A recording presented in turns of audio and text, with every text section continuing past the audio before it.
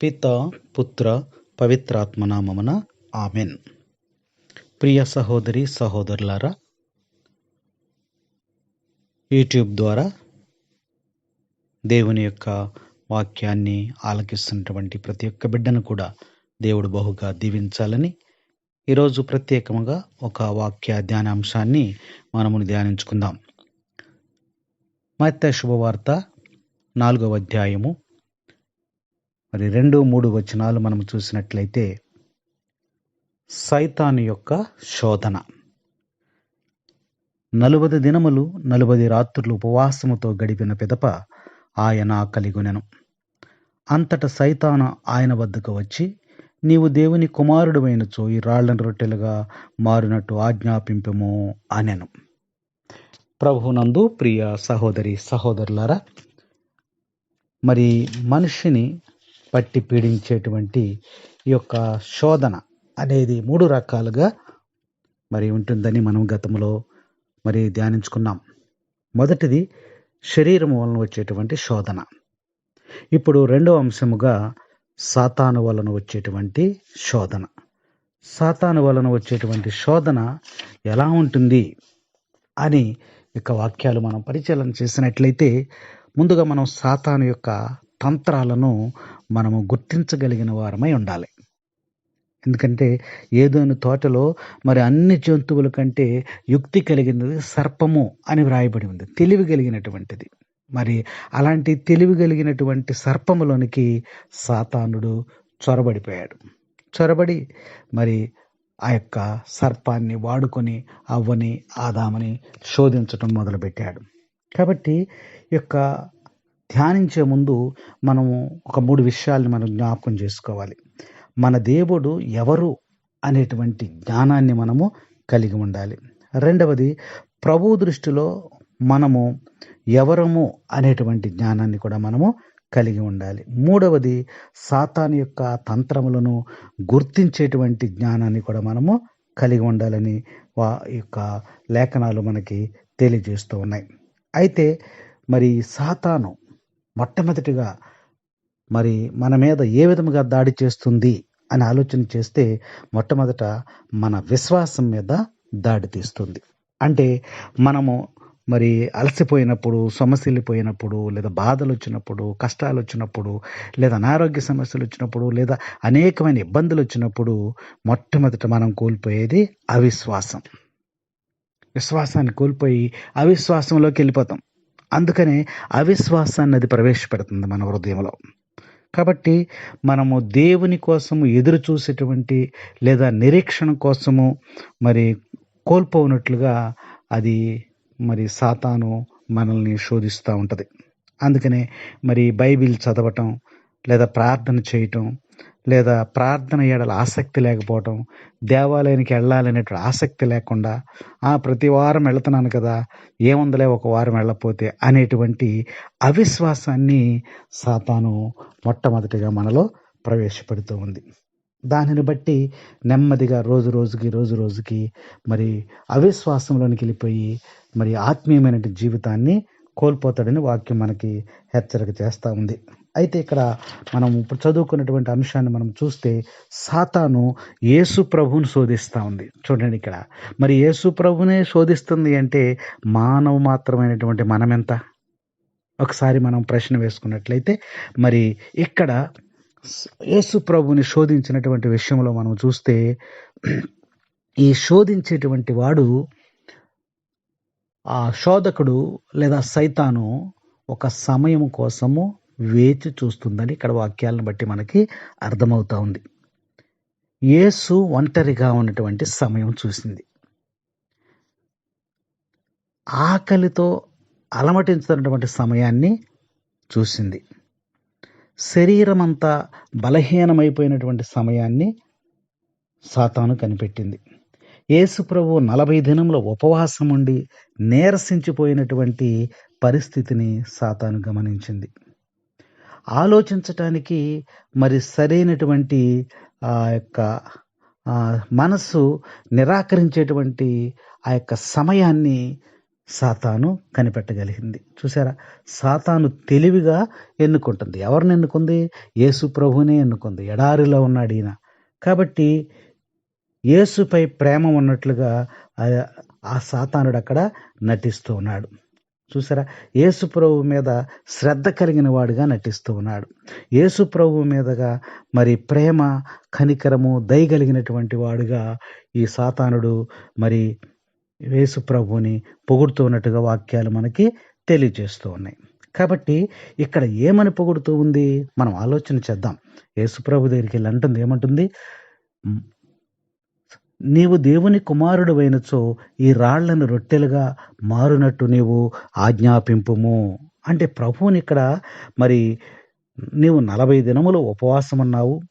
నీవు ఆకలితో మాడిపోవట నేను చూసి ఉండలేకపోతూ ఉన్నాను. కాబట్టి ఈ యొక్క ఎడారిలో మరి వేడి, రాత్రి కూడా భయంకరమైనటువంటి యొక్క వేడిలో నువ్వు ఉంటూ ఉన్నావు. కాబట్టి నీ ఉపవాసం వలన నువ్వు బాగా చిక్కిపోయావు. ఆకలితో మరి ఇప్పుడు నడుచుకుంటా మరి నీ సొంత ఊరు వెళ్ళాలి కదా! ఇన్ని రోజులు ఆహారం లేకుండా మరి నీరసించిపోయిన నీవు మరి నీ ఊరు ఎలా వెళ్తావు? నడవగలిగిన శక్తి నీలో ఉందా? కనీసం ఒక 30-40 కిలోమీటర్ల దూరమైనా నువ్వు నడవాలి కదా! మరి నీవు ఇంటికి వెళ్ళిన వెంటనే నీకక్కడ మరి ఆహార పదార్థాలు దొరుకుతాయా? అక్కడ నిన్ను పరామర్శించేవారు ఎవరుంటారు? అయ్యో 40 దినాల ఉపవాసం అనడని నీకు వండి పెట్టేవారు ఎవరుంటారు? మరి ఇక్కడి నుంచి నువ్వు అక్కడికి వెళ్ళాలి అంటే నీకు ఎటువంటి వాహనము కూడా లేదు కదా! ఇంత నీరసములో నువ్వెలా వెళ్తావు? నువ్వెలా ఇంటికి చేరతావు? దారిలో ఒకవేళ నీరసం వలన నువ్వు సొమ్మసిల్లిపోతే నీ పరిస్థితి ఏంటి? కాబట్టి ఈ 40 దినములు ఈ దుమ్మి ధూళిలో ఉండటం వలన నీ ముఖం చూడు ఎలా మారిపోయిందో. నువ్వు చాలా అందముగా ఉండేటువంటి వాడువు. ఇప్పుడు నీ ముఖమంతా కూడా ఎలా అయిపోయిందో చూడండి. వికారముగా తయారైపోయింది. నీ వెంట్రుకలు చూడు ఎంత నిగనిగలాడుతా నల్లగా ఉండేయో. ఇప్పుడు నీ వెంట్రుకలు ఎర్రగా మారిపోయినాయి దుమ్ము వలన. నీ ముఖం నల్లబడిపోయింది. ఇదిగో గడ్డం పెరిగిపోయి మాసిపోయి ఉంది.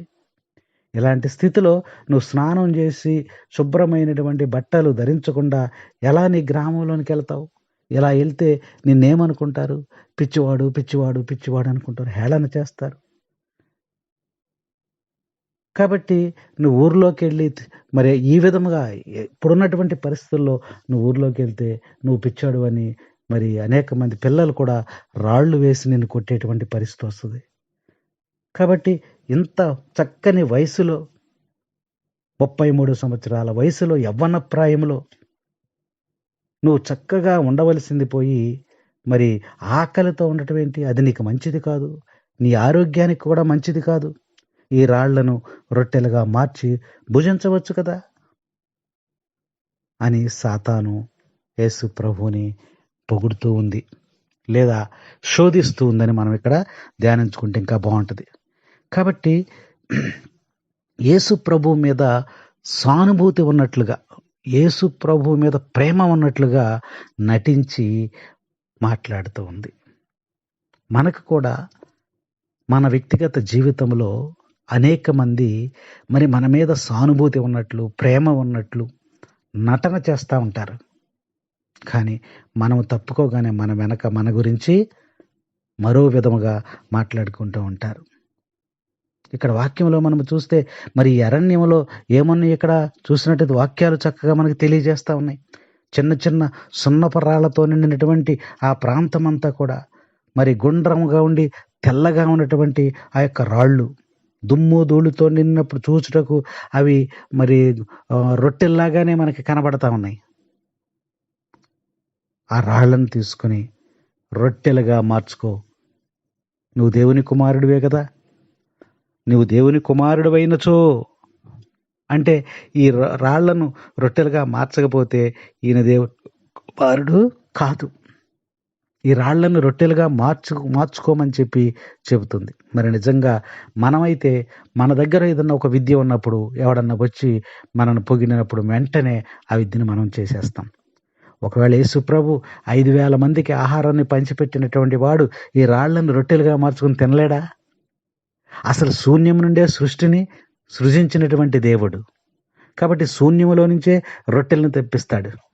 రాళ్లను కూడా రొట్టెలుగా మార్చుకోవాల్సిన అవసరము లేదు. ఇదిగో మరి పేతురు పడవలోని శిష్యులు చేపలు పట్టి మరి తీరమునకు వచ్చేసరికి ఆయన నిప్పుల మీద మరి చేపలను కాల్చి వారికి ఆహారం ఇచ్చినటువంటి దేవుడు, ఈయనకి ఆకలేస్తుంటే ఈ రాళ్లను రొట్టెలుగా మార్చుకోలేడా? అది చాలా చిన్న విషయం. అయితే ఇక్కడ ఒక సత్యాన్ని మనం గ్రహించాలి. దేవునిని శోధించుతున్నటువంటి విషయాన్ని మనం గమనించాలి. సైతాను యొక్క శోధనను కనిపెట్టగలవారమై ఉండాలి. యేసుప్రభు కనిపెట్టాడు. ఇదిగో ఈ సైతాను నన్ను శోధిస్తా ఉంది, ఈ రాళ్లను రొట్టెలుగా మార్చుకుని తిను అంది. అన్నప్పుడు రాళ్లను రొట్టెలుగా మార్చుకుని తిన్నాడు అనుకోండి, ఎవరి మాట విన్నట్టు? సైతాను యొక్క మాట విన్నట్టు. అందుకనే ప్రభువు ఇది సైతాను నన్ను శోధిస్తుందని ముందుగానే ఆయన కనిపెట్టగలిగాడని ఇక్కడ వాక్యం మనకి తెలియజేస్తూ ఉంది. కాబట్టి ఈ 40 దినములు ఉపవాసముతో కనిపెట్టి ప్రార్థించుట వలన శ్రేష్టమైనటువంటి వరాలను నీవు పొందుకున్నావు. విశేషమైనటువంటి అద్భుతాలు చేయటువంటి వరం నీకు లభించి ఉన్నది. నీ ఒక్క మాట పలికితే ఈ రాళ్ళు రొట్టెలుగా మారిపోతాయి. కాబట్టి నువ్వు ఆ పని చెయ్యి అని చెప్పి ఈ యొక్క సైతాను ప్రభువుని శోధిస్తూ ఉంది. మరి మనం లోకంలో చూసినట్లు లోకానుసారమైనటువంటి మనుషులు కూడా మరి మంత్రజాలము ద్వారా కొంచెం మట్టిని మరి తీసుకుని ఇట్లా రకరకాలైనటువంటి ఆ యొక్క పంచదారగాను లేదా ఇంకా ఏదన్నా రకంగా మారుస్తూ ఉంటారు. కొందరు మాంత్రికులైతే పిడికిలు మూసి మరి అందులో ఒక ఏదన్నా ఇసుక గాని అలాంటిది పెట్టుకుని పిడికిలు మూసి మళ్ళీ తర్వాత ఇట్లా తెరిసిన తర్వాత అందులోంచి మరి ద్రాక్ష పళ్ళని, పేపర్ అని రకరకాల మంత్రజాలాలు చేస్తూ ఉంటారు. చేతిలో గాలిలు ఊపి చేతులెన్ని గాలిలు ఇట్లా ఊపేసి అనేక వస్తువులను కూడా తీస్తూ అనేకమైన మ్యాజిక్లు చేస్తూ ఉంటారు. మరి నువ్వెందుకు చేయలేకపోతున్నావు? ప్రభువుని అనేటువంటి మాటలు మనం ఇప్పుడు జ్ఞాపకం చేసుకుంటున్నాం. సైతాన్ చూసారా ఎంత తెలివిగలదో ఇక్కడ వాక్యం మనకు అర్థమవుతుంది. చూసారా ఎన్ని మాటలు అంటుంది ప్రభువుని. ఇదిగో మనుషులే గాలిలో చేతులు ఎలా ఊపి ఆ చేతుల నుంచి అనేకమైన వస్తువులు తీసుకొస్తున్నారు. నువ్వెందుకు చేయలేవు? నువ్వు దేవుని కుమారుడు కదా. ఈ రొట్టెలను నువ్వు ఎందుకు మార్చలేవు? నువ్వు యొక్క మాంత్రికుల కన్నా గొప్పవాడివి కదా. సైతాను శోధించుటకు ఉపయోగించినటువంటి మాట మనం జ్ఞాపకం చేసుకోవాలి. నీవు దేవుని కుమారుడు అయినచో అద్భుతాలు చేయటం నీకు సులభం. నువ్వు దేవుని కుమారుడు కాని ఎడల రాళ్లను రొట్టెలుగా నువ్వు చేయలేవు. కాబట్టి నువ్వు దేవుని కుమారుడువా కాదా నువ్వు రుజువు చేసుకో. శోధన ఎలా ఉందో చూడండి. కాబట్టి సాతాను భూమి మీద అనేకులను శోధించినట్లు ప్రభువును కూడా మరి సందేహము కలిగేటట్లు ఆ యొక్క శోధన అనేది మనం ఇక్కడ చూస్తూ ఉన్నాం. కొన్నిసార్లు మనకు కూడా సందేహం వస్తుంది. నా ప్రార్థన దేవుడు ఆలకిస్తున్నాడా? నా పాపాలు క్షమింపబడుతున్నాయా అనే సందేహం కూడా మన విశ్వాసం నుండి మరి మనకు కూడా బయలుపెడుతూ ఉంటాయి. ఒక్కొక్కసారి ఆ విశ్వాసంలోంచి మనం కూడా జారిపోతూ ఉంటాం. ప్రభువునందు ప్రియ సహోదరి సహోదరులారా, యేసుక్రీస్తు బాప్తిసం పొందినప్పుడు ఈయన నా ప్రియకుమారుడు అని దేవుడే స్వయముగా సాక్ష్యం ఇచ్చాడు. ఈయన నా ప్రియ కుమారుడు, ఈయన యందే ఆనందము, తండ్రియ పలికెను తనయుని గూర్చి, నీకేమి తోచుచున్నది? క్రీస్తుని గూర్చి నీకు ఏమి తోచుచున్నది? పరుడని నరుడని పొరపడకండి, దేవుని కుమారుడు, ఈయన దేవుని కుమారుడు. Praise the lord. తండ్రి వందనం, తండ్రి స్తోత్రం, యేసువా వందనం, యేసువా స్తోత్రం. Praise the lord. యేసుక్రీస్తు ప్రభు బాప్తిస్మ పొందినప్పుడు మరి ఈయన నా ప్రియకుమారుడని దేవుడే స్వయముగా సాక్ష్యమిచ్చాడు. కొన్ని దినములలోనే, అంటే కొన్ని రోజులు గడిచేసరికి అపవాది సందేహం కలగజేస్తూ ఉంది. ప్రభువుకే డౌట్ వచ్చే విధంగా చెప్తా ఉంది. నువ్వు దేవుని కుమారుడవైనచో ఈ రాళ్లను రొట్టెలుగా మార్చు. నిజమే కదా, ఈ రాళ్లను రొట్టెలుగా మార్చలేదనుకో, నన్ను దేవుని కుమారుడు అనుకోరు అనేటువంటి ఒక సందేహం అనేది మరి మానవులుగా మనకైతే వచ్చేస్తుంది. కానీ దేవుడు మరి ఇది సైతాను యొక్క క్రియ, సైతాను యొక్క శోధన అని ప్రభు ముందుగానే కనిపెట్టినట్టు వాక్యం మనకి తెలియజేస్తూ ఉంది. కాబట్టి రాళ్లను రొట్టెలుగా మార్చు, నువ్వు ఆజ్ఞాపిస్తే ఇవి మారిపోతాయి. అప్పుడు దానిని నువ్వు భుజించి నీ ఆకలిని తీర్చుకోవచ్చు కదా అని చెప్పి సైతాను ప్రభువుని శోషిస్తూ ఉంది. భూమి ఆకాశమును సృజించినటువంటి వాడు, ఆకాశ పక్షులను పోషించినటువంటి వాడు, ఇశ్రాయేలు ప్రజలకు మరి అరణ్యమందు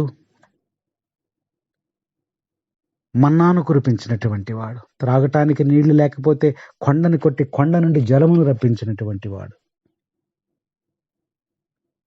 రాళ్లను రొట్టెలుగా మార్చలేడా? కానీ అలాగైనా చేయలేదు. ఎందుకనంటే అపవాది మాటలకు ఆలకించకూడదని రాళ్లను రొట్టెలుగా మార్చలేదు అనేటువంటి యొక్క గొప్ప సత్యాన్ని ప్రభు ద్వారా మనము తెలుసుకుంటూ ఉన్నాం. అపవాది యొక్క మాటలను బట్టి అద్భుతాలు చేసినట్లయితే తాను దేవుని కుమారుడు నిరూపించుకున్నట ఆయనకు ఇష్టం లేదు. అందుకనే నీవు ఆజ్ఞాపించుము అని సాతాను ప్రభువుని తొందర పెడతా ఉంది. వాక్యంలో మనం చూసినట్లయితే చూడండి, వాక్యంలో 3వ వచనములో ఉంది, ఈ రాళ్లను రొట్టెలుగా మారునట్టు ఆజ్ఞాపింపుము. సాతాను ప్రభువుని తొందరపరుస్తూ ఉంది. నీ తండ్రిని అడగవలసిన అవసరం లేదు, నీకు వరాలు ఇవ్వబడినాయి, నువ్వు తండ్రి దగ్గర పర్మిషన్ తీసుకొని అవసరంలా. కాబట్టి నీకు దేవుడు ముందుగానే నీకు వరాలు ఇచ్చాడు, నువ్వు దేవుని కుమారుడు, నీకు ఆ శక్తి ఉంది. వెంటనే నువ్వు రాళ్లను రొట్టెలుగా చెయ్యి. నువ్వు ప్రతిదానికి నీ యొక్క తండ్రి చిత్తం కోసం నువ్వు ప్రార్థన చేస్తావేంటి? తండ్రి నీకు ఆల్రెడీ నీకు వరాలు ఇచ్చాడు కదా, చేసేయి, రొట్టెలు అయిపోతాయి. నువ్వు ఒక్క మాట సెలవివ్వు, ఈ రాళ్ళన్నీ కూడా రొట్టెలుగా మారిపోతాయి. నీ సొంత నిర్ణయం చేయి.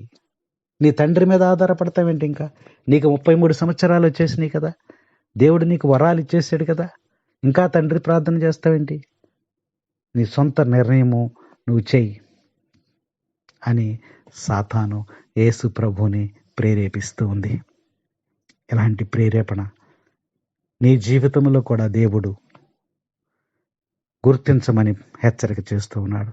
సైతాను నన్ను శోధిస్తూ ఉన్నప్పుడు నేను ఏ విధముగా సైతాను శోధనని గుర్తించానో, అలాగే నీ జీవితంలో సైతాను శోధిస్తూ ఉన్నప్పుడు ఆ శోధనను నువ్వు కనిపెట్టగలవరవై జీవించాలని వాక్యం మనకి హెచ్చరిక చేస్తూ ఉంది. కాబట్టి సాతాను యొక్క ప్రేరణకు దేవుని యొక్క వాక్యాన్ని జవాబిచ్చే విధంగా నువ్వు సిద్ధపడాలని యొక్క వాక్యం మనకి హెచ్చరిక చేస్తూ ఉంది.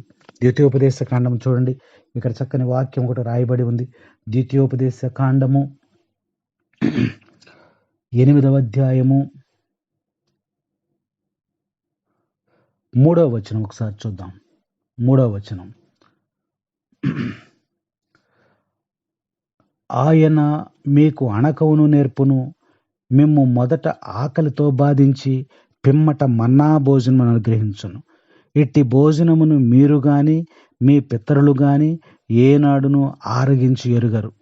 నరుడు కేవలము భోజనం వలనే జీవింపజాలడు, కానీ ప్రభువు నోటి నుండి వచ్చు ప్రతి వాక్కు వలన కూడా జీవించునని తెలియజేయుటకే తానట్లు చేశాను. Praise the lord, praise the lord. ఇక్కడ వాక్యంలో మనం చూసినట్లయితే అపవాది యొక్క ప్రేరణ 1 నుంచి 6 వచనాల వరకు కూడా మనము చదువుకోవచ్చు. ఇక్కడ ఈ 6 వచనాల్లో కూడా మరి సైతాను ఏ విధముగా మరి ఎడారిలో పరీక్ష పెడుతూ ఉందో, మరి ఏ విధముగా శోధిస్తూ ఉందో చక్కగా ఇక్కడ రాయబడి ఉంది. రాళ్లను రొట్టెలుగా మార్చి ప్రజలకు మరి ప్రజలను రాబట్టుకునేటువంటి అవసరత మరి నీకు లేదు. ఇహలోకమైనటువంటి ఆశీర్వాదాలు పంచిపెట్టి వారిని ఆకర్షించుకొనక్కర్లేదు. క్రీస్తు ప్రేమ, కల్వరి త్యాగం, కార్చిన రక్తం, ధారపోసినటువంటి ప్రాణం అంతా మన నాయన వద్దకు ఆకర్షించబడుతుందని వాక్యం మనకు చక్కగా తెలియజేస్తూ ఉంది. కాబట్టి దేవుని వాక్యమును ఎవరైతే ఆనుకొని ఉంటారో వారికి ఆకలి దప్పులు ఉండవు. యెషయా గ్రంథం 49 అధ్యాయం 10వ వచనంలో చక్కగా వ్రాయబడి ఉంది. కాబట్టి ఈ యొక్క వాక్య ధ్యానాంశములో మత్తయి శుభవార్తలో మనం ధ్యానిస్తూ ఉన్నాం. మత్తయి శుభవార్తలో 4వ అధ్యాయంలో మనము 2-3 వచనాలని మనం క్షుణ్ణంగా పరిశీలించినప్పుడు యేసు ప్రభువుని శోధించినటువంటి విషయాన్ని మనం జ్ఞాపకపరుచుకుంటున్నాం. ప్రతిరోజు కూడా నీ జీవితంలో కూడా సైతాను నిన్ను శోధిస్తూ ఉంటుంది. నువ్వు అప్రమత్తంగా ఉండాలని ప్రభువు మనకి హెచ్చరిక చేస్తూ ఉన్నాడు. మరి యేసు ప్రభువుకు వచ్చినటువంటి సైతాన్ యొక్క రెండవ శోధన మనము చూసినట్లయితే మత్తయి శుభవార్త 4వ అధ్యాయం 5వ వచనం ఒకసారి చూద్దాం. పిమ్మట సైతాను ఆయనను పరిశుద్ధ నగరములోని దేవాలయ శిఖరమున నిలిపెను. దేవాలయం యొక్క శిఖరం, దేవాలయం యొక్క ఎత్తున నిలిపి నీవు దేవుని కుమారుడు అయినచో క్రిందికి దుముకుము, ఏలయన ఇట్లు వ్రాయబడి ఉన్నది, నిన్ను గూర్చి దేవుడు తన దూతలకు ఆజ్ఞ ఇచ్చును, నీ పాదము రాతికి తగలకుండా నిన్ను వారు తమ చేతులతో ఎత్తి పట్టుకొందురు. చూసారు ఇక్కడ మరి ప్రభువునికి రెండవ శోధన, సాతాను ఏ విధముగా శోధిస్తూ ఉందో. కాబట్టి సాతాను యేసు ప్రభుని ఏ విధంగా శోధిస్తూ ఉందో అలాగే మానవాళైనటువంటి మనల్ని కూడా సాతాను శోధిస్తూ ఉంది. కాబట్టి ఈ యొక్క ఎడారిలో యేసుక్రీస్తు ప్రభు ఉపవాసముతో ప్రార్థిస్తున్నాడని మనకి వాక్యం తెలియజేస్తూ ఉంది. ఆయన సాతాను చేత శోధింపబడుచు మరి 40 దినములు యొక్క అరణ్యములోనే ఉండెనని వాక్యంలో మనకు స్పష్టంగా రాయబడి, అక్కడ నుండి ఏం చేశాడు ఆయన, మరి సాతాను ఆయనను మరి పవిత్రమైన పరిశుద్ధ పట్టణమునకు తీసుకుని పోయిందని వాక్యము 5వ వచనంలో ఉంది. అక్కడి నుంచి ఎక్కడికి తీసుకెళ్ళింది? ఆయనని పరిశుద్ధ నగరములోని దేవాలయ శిఖరం మీద పెట్టింది. దేవాలయం చూసారా, యేసుక్రీస్తు జీవించిన కాలమందు మరి హేరోదు రాజు 46 సంవత్సరాల పాటు ప్రయాసపడి కట్టినటువంటి దేవాలయం అది. యూదుల ప్రేమాభిమానములను పొందుటకై హేరోదు రాజు మరి ఆ దేవాలయాన్ని కట్టించాడు. ఇప్పుడు యొక్క సైతాన్ ఏం చేస్తుంది చూడండి, నీవు దేవుని కుమారుడు అయితే ఎక్కడి నుంచి కిందికి దూకుము అని చెప్పి క్రీస్తు మనసులో ఒక సందేహాన్ని కలగజేస్తా ఉంది. నువ్వు దేవుని కుమారుడివే కదా, కాబట్టి నువ్వు ఎక్కడి నుంచి కిందకి దూకితే దేవుడు ఏం చేస్తాడు, వెంటనే దేవదూతలకు ఆజ్ఞ ఇచ్చి నిన్ను పట్టుకోవటానికి ఆయన సెలవిస్తాడు. నీకే దెబ్బ కూడా తగలకుండా కాపాడతాడు. నువ్వు దేవుని కుమారుడు కదా అని చెప్పి ప్రభువుని శోధిస్తూ ఉంది. కాబట్టి నీవు దేవుని కుమారుడు అయితే నువ్వు ఎందుకు ఈ పశువుల పాకలో జన్మించాలి, ఎందుకు ఈ వడ్రంగి పని చేయవలసి వచ్చింది, నువ్వు జన్మించినప్పుడు మరి అన్యాయముగా మరి పసిబిడ్డలని అనేక మందిని చంపవలసి వచ్చింది, ఎందుకు 30 సంవత్సరాల పాటు నువ్వు మరుగైన జీవితాన్ని జీవించావు, ఇప్పుడు దేవాలయం శిఖరము నుండి దూకుట ద్వారా నీవు దేవుని కుమారుడు అని నిరూపించబడతారు. ప్రజలందరూ చూస్తారు, ఇదిగో ఈయన దేవాలయం నుంచి కిందకి దూకాడు చూడండి, కాబట్టి ఈయన కాపాడాడు, దేవుడు ఈయన కాపాడాడు కాబట్టి ఈయన దేవుని కుమారుడే అని అందరూ కూడా నిన్ను పొగుడుతారు. అందుకని నువ్వు దేవాలయం పైనుంచి దూకని చెప్పి ఈ యొక్క సైతాను ప్రేరేపిస్తూ ఉంది. అలా నిజ జీవితంలో మనల్ని కూడా ప్రతి నిత్యము కూడా సైతాను మనల్ని ప్రేరేపణ కలగజేస్తుంది. మనం వెంటనే ఆ యొక్క ప్రేరేపణలో సైతానికి లోబడిపోతూ ఉంటాం. ధనమును బట్టి అనేక విషయాలను మనకి అనేక విషయాల ద్వారా, అనేక వస్తువుల ద్వారా, అనేక మాటల ద్వారా, అనేక మంది వ్యక్తుల ద్వారా మనల్ని ప్రేరేపించి ఇదిగో మనల్ని శోధనలో నెట్టేయటానికి సైతాన్ ఎప్పుడు కూడా ప్రయత్నిస్తూ ఉంటుంది. కొన్ని వాక్యంలో మన భావం చూసినట్లయితే ఇక్కడ ఈ సాతాన్ అనేది మరి మనల్ని హెచ్చించినప్పుడల్లా కూడా మరి అందులో ఒక ప్రమాదం ఉంటుంది. అది సాతాను యొక్క ఆశీర్వాదాలు ఉంటాయి. సాతాను యొక్క ఆశీర్వాదాలు. కాబట్టి సాతాను యొక్క ఆశీర్వాదాలు అది హెచ్చించిన కొలది క్రిందకి పడిపోవటానికనే మనము కనిపెట్టగల వారమై ఉండాలని ఈ యొక్క ప్రభు ఈరోజు మనకు తెలియజేస్తూ ఉన్నాడు. అడ్డదారిలో వచ్చేటువంటి ప్రతిదీ కూడా సైతాను కల్పించినటువంటి ఆశే, సైతాను కలగజేసినటువంటి ఆ యొక్క శోధనే. అందుకని హెచ్చించినట్లు హెచ్చించి తుదక నిన్ను క్రిందకి పడదోసేస్తుంది. సిగ్గు, అవమానం, ఎగతాళి, కించపరచటం, చూసారా, ఇవన్నీ కూడా సైతాను కలగజేస్తుంది. కాబట్టి ప్రభునందు ప్రియ సహోదరి సహోదరులారా, మొదటి శోధనలో క్రీస్తు ప్రభు మరి దేవుని వాక్యముతోనే సమాధానము చెప్పి జయించగలిగాడు. కేవలము మనుషుడు రొట్టె వలన జీవంపడు, దేవుని యొక్క వాక్యము వలన జీవిస్తాడు అని చెప్పి సైతానుని జయించినట్లుగా అక్కడ లేఖనం మనకు తెలియజేస్తూ ఉంది. కాబట్టి ఇక్కడ వాక్యాన్ని మనం పరిశీలన చేసినప్పుడు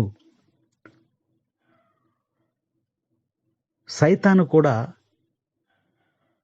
మనం శోధించే ముందు ఏం చేస్తుందండి, బైబిల్లో ఉన్నటువంటి కొన్ని వాక్యాలనే అది మనకి జ్ఞాపకం చేస్తూ ఉంది. రెండవ శోధన మనం చూసినప్పుడు అపవాది మరి ఈ సాతాను దేవుని యొక్క వాక్యాన్నే ఎత్తి చూపుతా ఉంది. ఎందుకనంటే కీర్తనాకారుడు 91వ అధ్యాయము 11వ వచనంలో మనం చూసినట్లయితే మరి అక్కడ చక్కగా వ్రాయబడి ఉంది. చూడండి, ఇక్కడ కీర్తనాకారుడు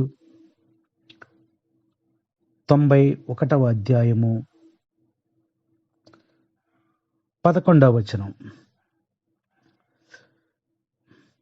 ప్రభువు నిన్ను తన దూతల ఆధీనమున ఉంచును, నీవు ఎచ్చటికి వెళ్ళినను వారు నిన్ను కాపాడుచుందురు, నీ కాళ్ళు రాతికి తగిలి నవ్వకుండునట్లు వారు నిన్ను తమ చేతులతో ఎత్తి పట్టుకొందురు.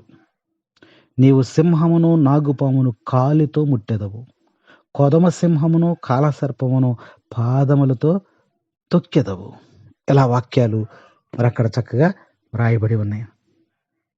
ఒక వ్యక్తి 450 అడుగుల ఎత్తు నుండి క్రిందకు దూకి ఎటువంటి హాని లేకుండా కాపాడినచో ప్రజలు మరి ఆశ్చర్యానికి గురైపోతారు. అప్పుడు నిన్ను వెంబడిస్తారు. ఈయన చూడండి, అంత ఎత్తు నుండి దేవాలయం యొక్క శిఖరము నుండి కిందికి దూకేశాడు. అయినా సరే ఈయనకి ఒక్క గాయం కూడా అవ్వలేదు, ఒక్క దెబ్బ కూడా తగలలేదు అని ప్రజలందరూ కూడా ఆశ్చర్యపోయి నిన్ను వెంబడిస్తారయ్యా శోధన చూడండి.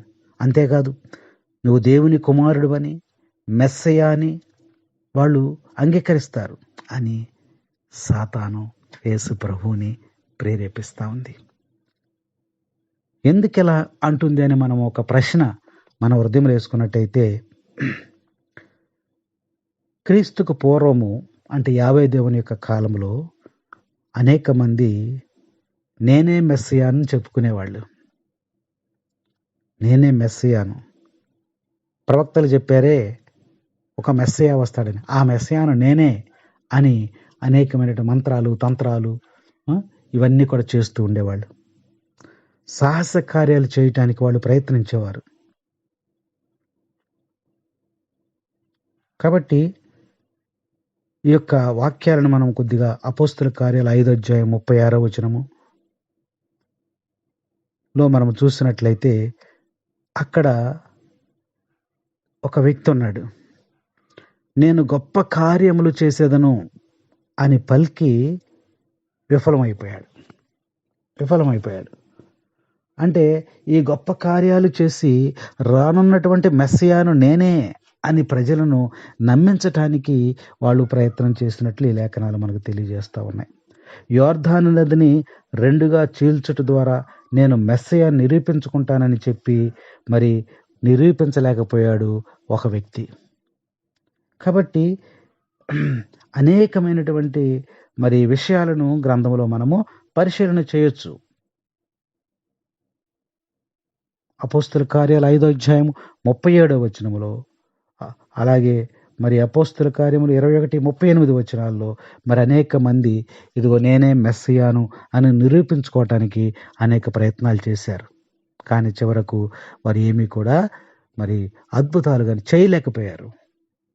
అందుకనే వాక్యాలు మనకి హెచ్చరిక చేస్తూ ఉన్నాయి.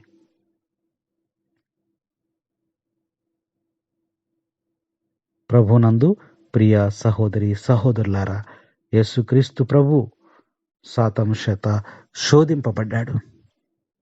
మొదటి శోధనలో మనం చూసినట్లయితే ఈ రాళ్లను రొట్టెలుగా మార్చుకోమని చెప్పింది. ప్రభు ఏం చేశాడు? కేవలము ఆహారము వలనే మనిషి బ్రతకడు, దేవుని యొక్క వాక్యము చేత జీవింపబడతాడని, మరలా దేవుని యొక్క వాక్యముతోనే సైతాను మీద యుద్ధం చేశాడని మొదటి శోధనలో మనకు తెలుస్తూ ఉంది. రెండవ శోధనలో చూసినట్లయితే ఎత్తైనటువంటి శిఖరానికి తీసుకెళ్ళిపోయాడని ఇక్కడ వాక్యం మనకు చక్కగా తెలియజేస్తా ఉంది. మత్తయి సువార్త మరి 4వ అధ్యాయము 5వ వచనాల్లో మనం చూసినట్లయితే అక్కడ ఎత్తైనటువంటి ప్రదేశానికి తీసుకుని అక్కడి నుంచి దూకమని చెప్తూ ఉన్నప్పుడు ప్రభు అంటున్నాడు, చూడండి 7వ వచనంలో, అందుకు యేసు ప్రభువైన నీ దేవుని శోధింపరాదు అని లేఖనము రాయబడి ఉన్నది కదా అని పలికెను. తిరిగి సైతాను యేసును మిక్కిలి ఎత్తైన పర్వత శిఖరమును చేర్చి భూమి అందరి రాజ్యములన్నింటినీ వాటి వైభవమును చూసి ఇక్కడ వాక్యం మనకి తెలియజేస్తా ఉంది. యేసు ప్రభుని మరి వదిలిపెట్టలా. ఒక శోధనకు ఆయన లొంగల, ఎదిరించాడు. రెండవ శోధనకు కూడా మరి ప్రయత్నం చేసింది, అయినప్పటికీ కూడా ఆ యొక్క శోధనకు ఆయన కూడా లొంగలేదు. కాబట్టి మరలా ప్రయత్నం చేస్తూ ఉంది, మూడవ ప్రయత్నం చేస్తూ ఉంది. చూసారా? కాబట్టి ఆయన ఏం చెప్పాడు ఆ వాక్యంలో మనం చూసినట్లయితే, మనం ఎప్పుడు కూడా దేవుని శోధింపరాదు, దేవుని మనము శోధింపకూడదని వాక్యం మన హెచ్చరిక చేస్తూ ఉంది. రైలు వస్తుంది అనుకోండి, రైలు వస్తున్నప్పుడు రైలు పట్టాల మీద కూర్చొని ఇదిగో దేవుడు నన్ను కాపాడుతాడు అని అంటే కుదురుద్దా? కుదరదు. ఒక రైలు వస్తుంది కాబట్టి నువ్వేం చేయాలి? అక్కడి నుంచి తప్పుకోవాలి అనేటువంటి జ్ఞానాన్ని నువ్వు కలిగి ఉండాలి. అంతేగాని దేవుడు నన్ను రక్షించలేదు, పక్కకు లాగలేదు అని అనకూడదు. అది నువ్వు దేవుని శోధించినట్లు అవుతుందని వాక్యం మనకి తెలియజేస్తూ ఉంది. కాబట్టి బైబిల్ గ్రంథాన్ని మనం పరిశీలన చేసినప్పుడు ప్రభువుని శోధించటము, ప్రభువుని పరీక్షించటము మన పని కాదు. ఆయన మాటలను అంగీకరించి ఆయనను వెంబడించుటయే మన పని. అందుకనే ప్రభు తెలుసు, ప్రభువును శోధించువారు విపరీతముగా నష్టపోయారు అని గ్రంథాలు మనకు తెలియజేస్తూ ఉన్నాయి. 1 కొరింథీయులు 10వ అధ్యాయం 9-10 వచనాలు చూసినట్లయితే మరి ఇక్కడ ప్రభువుని శోధించినటువంటి వారు ఎక్కువగా నష్టపోయారని, నశించిపోయారని వాక్యం మనకి హెచ్చరిక చేస్తూ ఉంది. అందుకనే ప్రభు అయినటువంటి నీ దేవుణ్ణి ఎప్పుడు కూడా శోధింపరాదని చెప్తూ యేసుక్రీస్తు రెండవ శోధనని జయించినట్లు వాక్యం మనకి తెలియజేస్తూ ఉంది. మూడవ శోధన మనం చూసుకున్నట్లయితే మరి 8వ వచనంలో రాయబడి ఉంది, చూడండి. తిరిగి సైతాను యేసుని మిక్కిలి ఎత్తైన పర్వత శిఖరమును చేర్చి భువి అందలి రాజ్యములన్నిటినీ వాటి వైభవములను చూపి నీవు సాష్టాంగపడి నన్ను ఆరాధించిన ఎడల నీకు ఈ సమస్తమును ఇచ్చేదను అనేను. వెంటనే ప్రభు సైతాను పొమ్ము, ప్రభు అయిన నీ దేవుణ్ణి ఆరాధింపుము, ఆయనను మాత్రమే నీవు సేవింపుమని వ్రాయబడి ఉన్నది కదా అని యేసు పలికెను. Praise the lord, praise the lord. ఇది మనం నేర్చుకోవాల్సిన అనేకమైన శోధనలు మనలోకి వస్తూ ఉన్నప్పుడు ఈ శోధనను జయించే వారిగా మనం ఏం చేయాలి? బైబిల్ నుంచి మరి పరిశుద్ధ గ్రంథంలో ఉన్నటువంటి దేవుడు మరి రాయించబడినటువంటి ఆ యొక్క వాక్యములతోనే యుద్ధం చేసినట్టు ఇక్కడ మనకు తెలియజేస్తూ ఉంది. రాజ్యాలనిచ్చే అధికారము సైతానికి ఎవరిచ్చారు? అసలు యేసు ప్రభుకే అది రాజ్యం ఇస్తానండి. ఎత్తైన శిఖరం మీద తీసుకెళ్ళి ఇదిగో చూడు, ఇదిగో ఈ కనబడేటువంటి ప్రదేశం అంతా కూడా ఈ రాజ్యం అంతా కూడా, ఈ రాజ్యానికి నిన్ను అధికారిగా చేస్తా. నువ్వు చేయవలసిందల్లా ఒక్క చిన్న పనే. నువ్వు నాకు సాష్టాంగపడి నన్ను ఆరాధించు. ప్రభు కనిపెట్టాడు. ప్రభు కనిపెట్టాడు. ఇది సైతాను శోధనని ప్రభు కనిపెట్టాడు. అదే మనమైతే ఈ రాజ్యం కోసం, ఈ ధనము కోసం, ఈ సంపదల కోసం మనం వెంటనే మోకరించి సాష్టాంగపడి కాళ్ళు మొక్కి ఆరాధిస్తాం. ప్రభుకి మనకి ఉన్నటువంటి తేడాది. ప్రభు అంటాడు, అసలు రాజ్యం ఇచ్చే అధికారము సైతానికి ఎవరిచ్చారు? ఆదాము అవ్వ. దేవుని మాటకు అవిధేయులై అపవాది మాటకు లోబడి ఆయన తినొద్దన్నటువంటి పండును భుజించట ద్వారా అధికారాన్ని, తన హక్కును కోల్పోయి అపవాదికి లోనైపోయాడు. కనుక అపవాదిని లోకాధికారి కూడా అని ఇక్కడ మనము సంబోధిస్తూ ఉన్నాం. లోకాధికారిగా మారిపోయింది. ప్రతి ఒక్కరి మీద కూడా అధికారాన్ని చలాయిస్తూ ఉంది. కాబట్టి యేసుక్రీస్తు అపవాదిని 3 సార్లు లోకాధికారి అని పిలుస్తూ ఉన్నాడు. యేసుప్రభువే స్వయంగా పిలుస్తున్నాడు. లోకాధికారి అని సైతానని పిలుస్తూ ఉన్నాడు. యోహాను శుభవార్తలో ఉంది. 12వ అధ్యాయం 31వ వచనంలో ఒకసారి పిలుస్తున్నాడు. 14వ అధ్యాయం 30వ వచనములో, 16వ అధ్యాయం 11వ వచనములో యేసు ప్రభు సైతానుని లేదా అపవాదిని లోకాధికారి అని పిలుస్తూ ఉన్నాడు.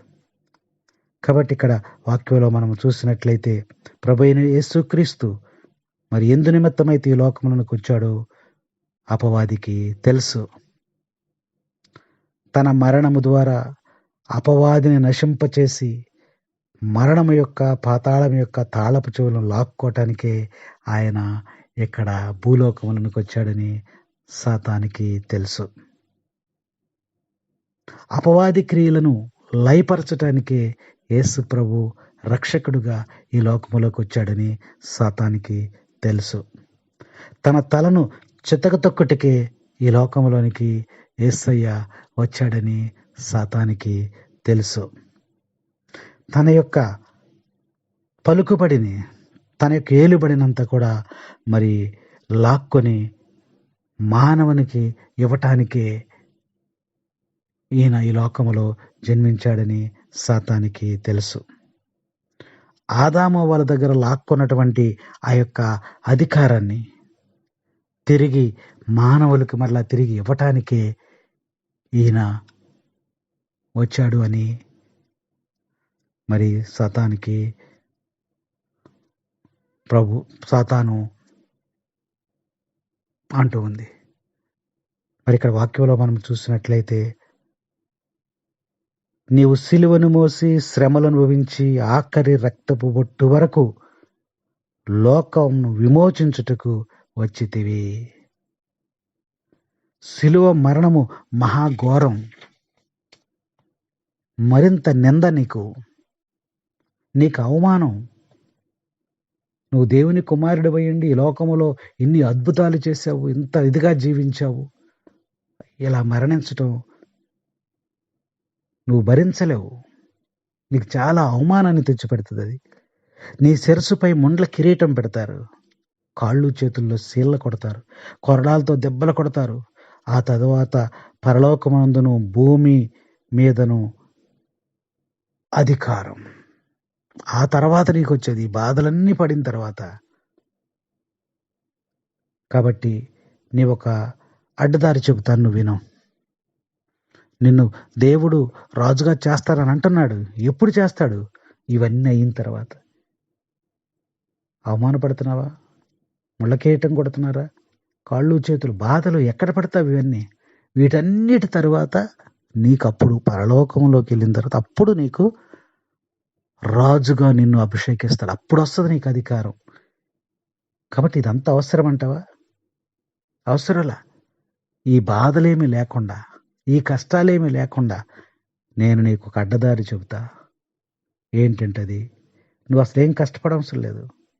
నువ్వు సాష్టాంగపడి సాగిలపడి నువ్వు ఒక్కసారి నన్ను మొక్కితే చాలు, ఈ మహిమనంతటిని కూడా నీకు ఇచ్చేస్తా, నన్ను ఆరాధించు, సాష్టాంగపడి నువ్వు ఆరాధించు. ఈ రాజ్యములన్నిటినీ, ఈ వైభవాన్ని, ఈ మహిమను మొత్తానికి నీకు అప్పచెప్పేస్తా. ఈ యొక్క రాజు అవటానికి ఎంతోమంది ఎదురు చూస్తున్నారు, కానీ నీకు అవకాశం వచ్చింది ఇప్పుడు. ఎందుకు నీకు వ్యర్థమైనటువంటి మాటలు, ఎందుకు నీకు వ్యర్థమైనటువంటి శ్రమలు, ఈ అవమానాలు, ఈ మరణాలు, ఇవన్నీ నువ్వు తప్పించుకోవచ్చు. అపవాది తనను మొక్కవలసిందిగా యేసు ప్రభువుని అడుగుతా ఉంది. మరోవైపు నన్ను వదిలిపెట్టి వెళ్ళిపోమంటుంది. నాకు నమస్కారం చేసినటువంటి వాడికి, నన్ను ఆరాధించినటువంటి వాడికి ఐశ్వర్యం, సంపదలు, అధికారం, ఆధిక్యత, చూసారు ఎన్ని వస్తున్నాయో. నాకు నమస్కరించడానికి నిరాకరించినటువంటి వారికి శ్రమలు వస్తాయి, పోరాటాలు వస్తాయి, బాధలు వస్తాయి, కష్టాలు వస్తాయి. చూసారా, అపవాది ప్రేరేపిస్తూ ఉంటుంది. మరి బైబిల్ గ్రంథంలో మనం చూస్తే నెబుకద్నెజర్ ఒక ఆయన ఉన్నారు. ఈ యొక్క సైతాన్ని ప్రేరేపించడం ద్వారా అతను ఏం చేశాడు, బంగారు ప్రతిమను కూడా తయారు చేశాడు. సాగిలపడి నమస్కరించినటువంటి వారికి తక్షణమే మండుచుండు అగ్నిగోళంలో వేయమని హెచ్చరిక చేశాడు. ఆ వార్త ఎక్కడికి వచ్చింది? దానియేలు గారి దగ్గరికి వచ్చింది. శోధిస్తున్నాడు సైతానుడు. నెబుకద్నెజర్ రాజు ద్వారా మానవాళిని అంతటిని శోధిస్తూ ఉన్నాడు. శోధన కనిపెట్టినటువంటి దానియేలు ఏమంటున్నాడమ్మా? 3వ అధ్యాయం 16 నుంచి 18 వచనాలు చూస్తే అక్కడ చక్కగా వ్రాయబడి ఉంది.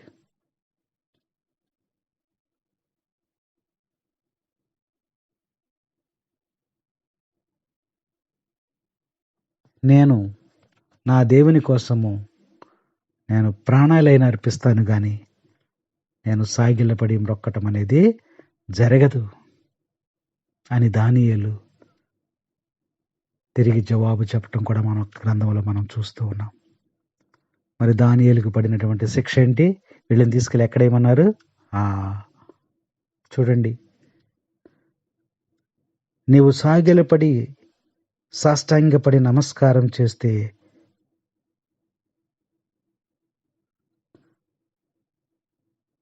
అని సాతాను పలికినప్పుడు ప్రభువు ఇచ్చినటువంటి జవాబును మనం జ్ఞాపకం చేసుకుందాం.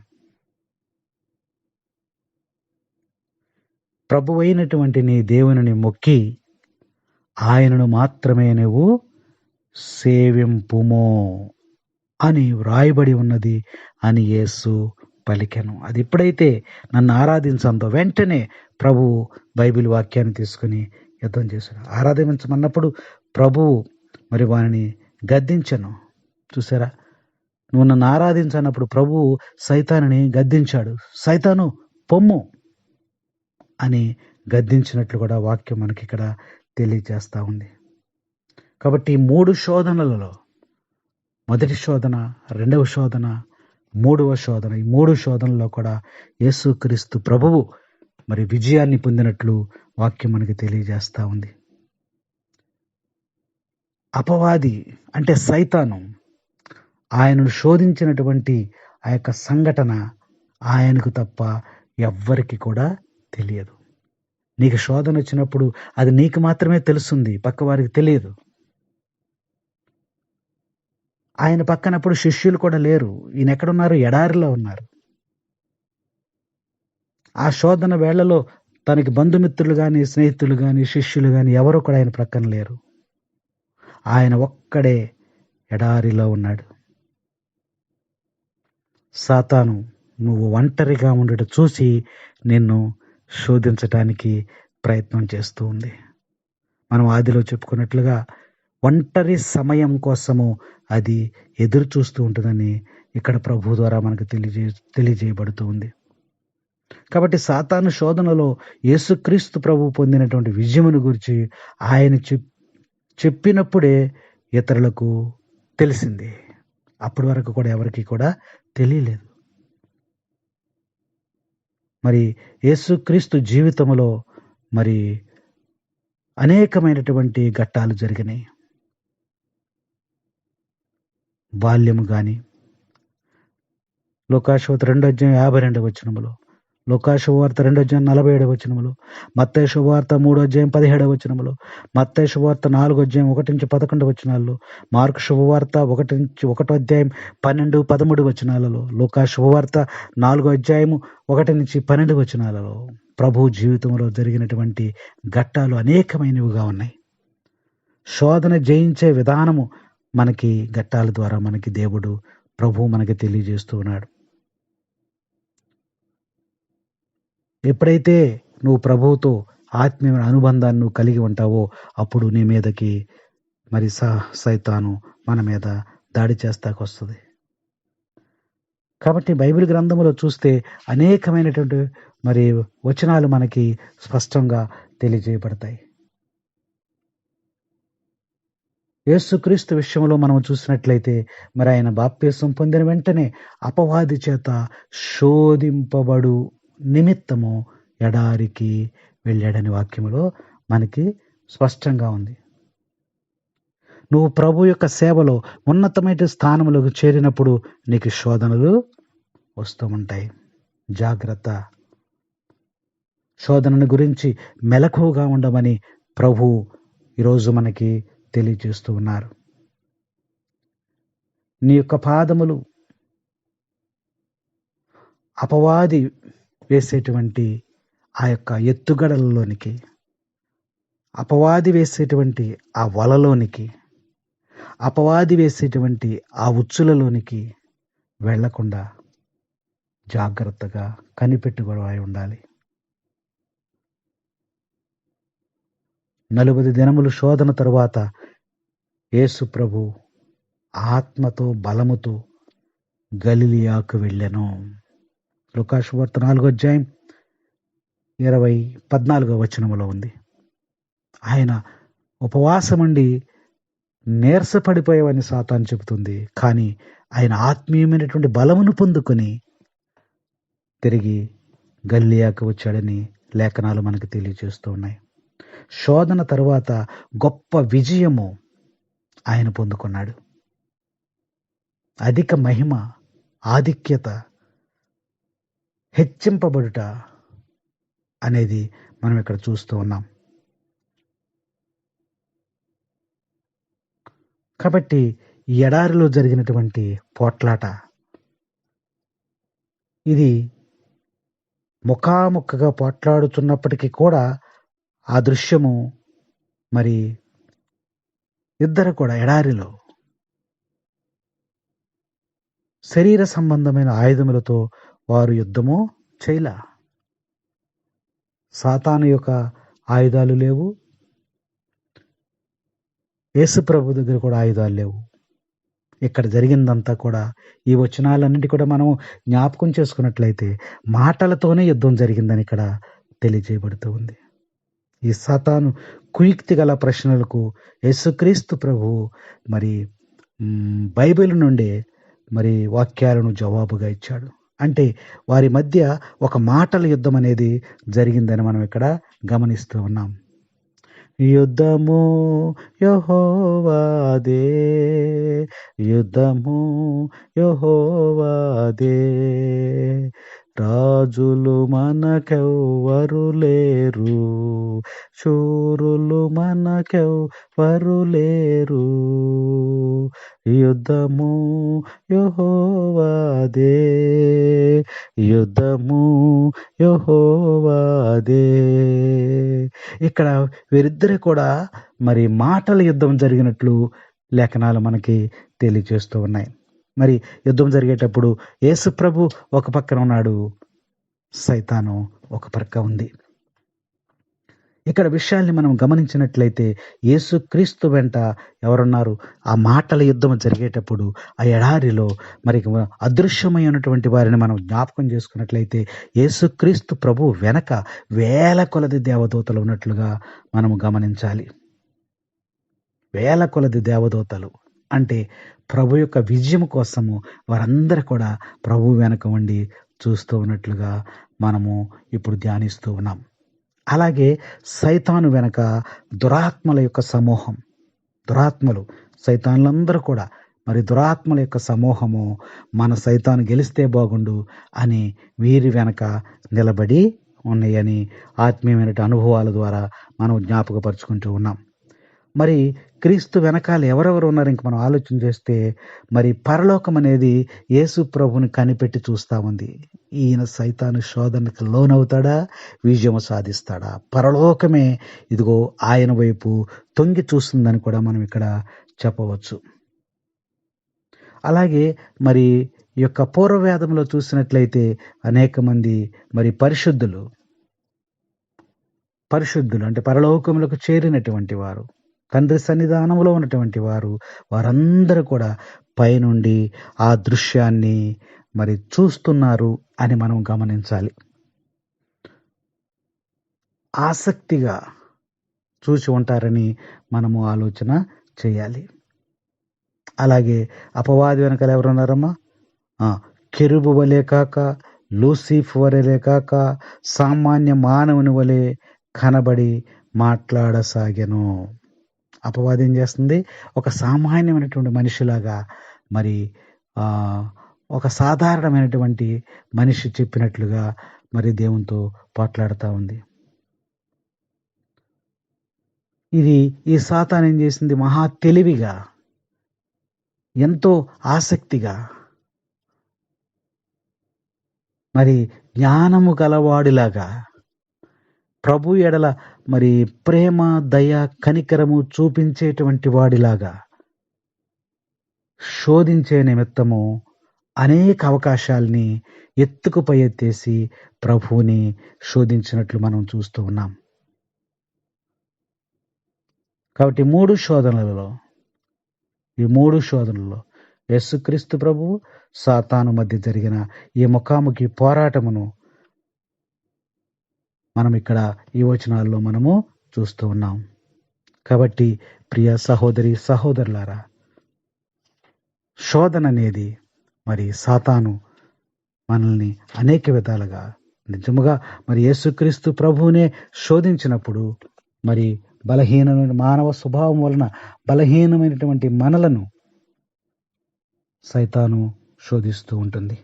అందుకని ప్రభు చెబుతున్నా ఆ 11వ వచనం, అంతటా సైతాను వెడలిపోగా దేవదూతలు వచ్చి యేసునకు పరిచర్య చేసరి. Praise the lord, praise the lord, praise the lord. ప్రభు నందు ప్రియ సహోదరి సహోదరులారా, ఇక్కడ వాక్యంలో మనం చూసినట్లయితే చూడండి, ఇక్కడ యుద్ధము చేశాడు, ఉపవాసం ఉన్నాడు, అలసిపోయి ఉన్నాడు.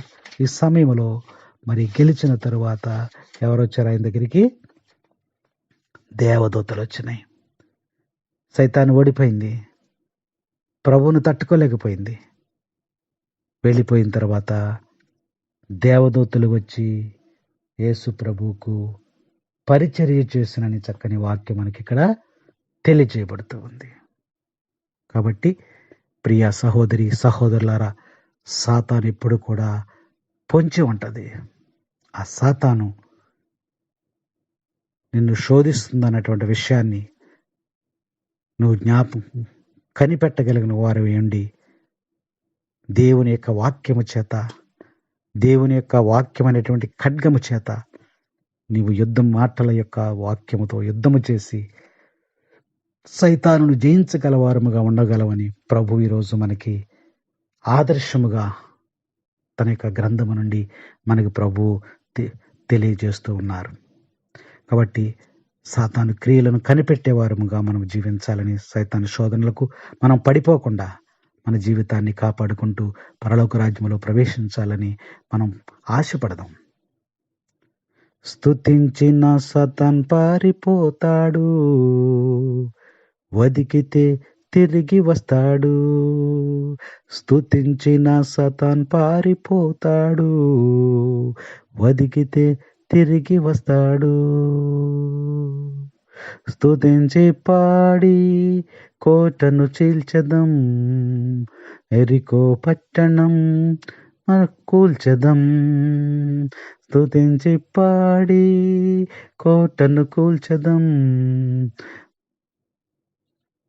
ప్రభునందు ప్రియ సహోదరి సహోదరులారా, నీలో ఎప్పుడు కూడా స్తుతి ఆరాధన, స్తుతి ఆరాధన, స్తుతి ఆరాధన, ప్రార్థన అనే విషయాలతో నువ్వు మరి జీవించినట్లయితే, ధ్యానించినట్లయితే సైతాన్ని దగ్గర నుంచి పారిపోతుందని వాక్యం మనకి బోధిస్తూ ఉంది. యేసుక్రీస్తు ప్రభు సైతానుతో యుద్ధం చేయటానికి వాడినటువంటి మాటలను మనం ఎప్పుడు కూడా జ్ఞాపకం చేసుకోవాలి. మరొకసారి ఆ 3 మాటలను జ్ఞాపకం చేసుకుని వాక్యాన్ని మనము ముగించుకుందాం. ఇప్పటి వరకు మరింత ఓపికగా యూట్యూబ్ ద్వారా వచ్చినటువంటి వాక్యాలను వినినటువంటి ప్రతి ఒక్క బిడ్డను కూడా దేవుడు బహుగా దీవించాలని మనం ప్రత్యేకంగా ప్రార్థన చేద్దాం. అందుకని సైతాన్ యొక్క శోధనలకు 3 శోధనలకు కూడా 3 దేవుని యొక్క వాక్యాల చేతనే ప్రభు యుద్ధం చేసినట్లు లేఖనం తెలియజేస్తుంది. కాబట్టి నువ్వు ప్రతి దినము కూడా దేవుని యొక్క వాక్యమే నీకు ఖడ్గమై ఉన్నది.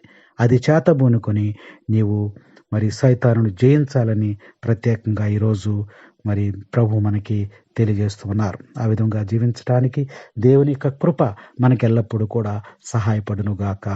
ఆమెన్. ఆమెన్. పిత, పుత్ర, పవిత్రాత్మ నామమున ఆమెన్.